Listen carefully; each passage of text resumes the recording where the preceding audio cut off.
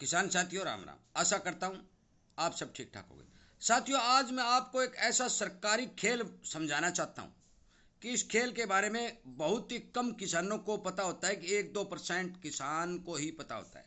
और इस खेल के अंदर सरकार वाही वाही लूट लेती है और किसान की हार हो जाती है। किसान और व्यापारी दोनों की हार हो जाती है। और वो कैसे होती है, क्यों होती है, इस बात को समझने की कोशिश कीजिए और अपनी आवाज को उठाइए, सरकार तक इस बात को पहुंचाइए कि जो आप ये खेल खेल रहे हैं ये अब किसानों के समझ में आने लग गया है और किसान इस बारे जागरूक होने शुरू हो चुके हैं और आगे आने वाले समय में ये खेल आपको बंद करना होगा।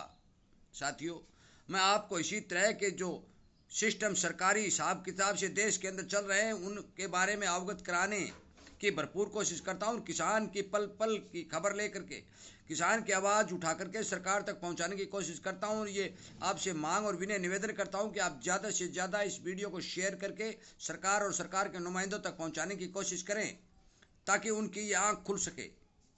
मैं आपको बता देना चाहता हूं कि यदि आप इसी तरह की जानकारी पाना चाहते हैं और संगठन के साथ जुड़ करके अपनी आवाज़ उठाना चाहते हैं, किसान को बुलंदियों पर ले जाना चाहते हैं, तो किसानी संगठन को बढ़ाएं, चैनल के साथ जुड़ें और ज़्यादा से ज़्यादा किसानों को जागरूक करने की कोशिश करें। अब बात करते हैं आज जो खेल चल रहा है उस खेल के बारे में। साथियों, आपको पता ही है कि दालों और तेल के अंदर अच्छी तेजी बनने जा रही थी और बन रही थी। तेजी बनी, जब जब तेजी बनी तो हुआ क्या कि सरकार ने सामान बाहर से मंगवा लिया और इनके भाव को दबा दिया। चाहे चना हो, चाहे मूंग हो, चाहे मसूर, हर चीज के भाव को दबाया। सरसों जो सरकार ने खरीदी थी वो सरसों अपने बाजार के अंदर उतारनी शुरू कर दी। इनके सब के भाव 200-200, 500-500 रुपए दबा दिए। तेजी बनने के बाद सरकार ने भाव दबाए। क्यों दबाए? इसके साथ साथ हमारे देश के अंदर 2-4 जो कंपनियां हैं जो ब्रांडेड दाल और तेल बेच रही हैं, उन्होंने अपने सभी प्रोडक्टों के ऊपर MRP बढ़ा दिया। तेजी जब बनी थी उस समय का भाव उन्होंने मोहर लगा दी और वो उस दाल को, उस तेल को अपने तेज भाव में हर आदमी तक बेचना उन्होंने शुरू कर दिया। मैं आपको बता देना चाहता हूं कि सरकार ने भाव घटाए तो नुकसान किसको हुआ? किसान को हुआ और व्यापारी जिसके पास माल पड़ा था उसको हुआ। परंतु कंपनियों ने जो ब्रांडेड पैकेट के अंदर जो दाल फिट कर रखी थी उसका MSP जो बढ़ा रखा था, वो MSP में बढ़ी हुई दाल जो पैकेट के अंदर थी खरीदी और वो तेज भाव में अभी तेज चल रही है। तेजी उसमें कतई मंदी नहीं हुई है। वो तेज भाव में सरकार ने जो बेची वो खरीदी किसने? वो खरीदी गरीब आदमी ने। गरीब आदमी को वही सामान महंगा मिला, परंतु भाव घटाए सरकार ने तो किसान और व्यापारी का माल सस्ता बिका। परंतु कंपनियों ने जो स्टॉक कर रखा था, जो उस पैकेट के अंदर दाल को फिट कर करके बेच रही थी, उनने अपना MRP ना ही तो घटाया और ना ही उससे 5 पैसे मंदे में किसी को दिया। अब सरकार मीटिंग कर रही है और उन्हें यह कह रही है कि अपना MRP घटाइए और किसान और गरीब जनता को तेल और दाल सस्ता उपलब्ध कराइए। साथियों, 1.5 महीना हो चुका है। 1.5 महीने के अंदर कंपनियों ने एक पाई नहीं घटाई, तो 1.5 महीने में आप मान के, यदि आप अब सरकार घटवा भी देती है तो भी आप ये मान के चलो कि 1.5 महीने में कितनी दाल और तेल उन्होंने ऊंचे दामों पर बेच दी। कंपनियों ने कितना मुनाफा कमा लिया, सरकार ने यह कभी नहीं सोचा। सरकार ने दाम घटाने की जल्दबाजी की, किसान और व्यापारी को रगड़ा लगाने की जल्दबाजी की, परंतु कंपनियों के ऊपर यह कुछ नहीं लगाया कि आप पहले MRP घटाइए और फिर उसके बाद में दाल देश में बेचिए। वो लगातार ऊंचे दामों पर दाल और तेल बेच रहे, परंतु किसान और व्यापारी का माल मंदे में बिक रहा है, जो 500-500, 700-700 रुपए प्रति क्विंटल से घट चुका है। साथियों, अब की बार यदि सरकार सही नीति से काम करती तो मैं बता देना चाहता हूं कि मूंग और चना 10,000 से नीचे नहीं रहता। थोड़े दिन में ऑस्ट्रेलिया से चने की खेप भारत में आ जाएगी, चने के दाम गिरते रहेंगे। साथियों, ये खेल खेला क्यों जा रहा है? इसका मतलब क्या है कि पहले रेट मंदा रहो, फिर उसका रेट बढ़ाओ और बढ़ा के सरकार एकदम से घटा दो, जो और कंपनियों को तेजी में बेचने दो। उन्होंने जो एमआरपी तय कर रखा है उनको मत घटाओ, उनके ऊपर अंकुश मत लगाओ।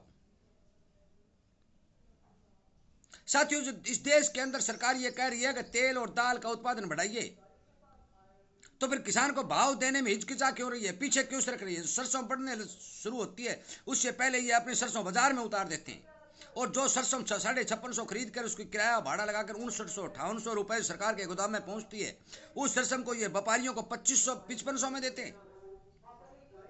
इतना नुकसान क्यों उठा रही है सरकार? किसको फायदा पहुंचाने के लिए उठा रही है? उस किसान को और उस व्यापारी को घाटा देने के लिए यह सरकार ये काम कर रही है।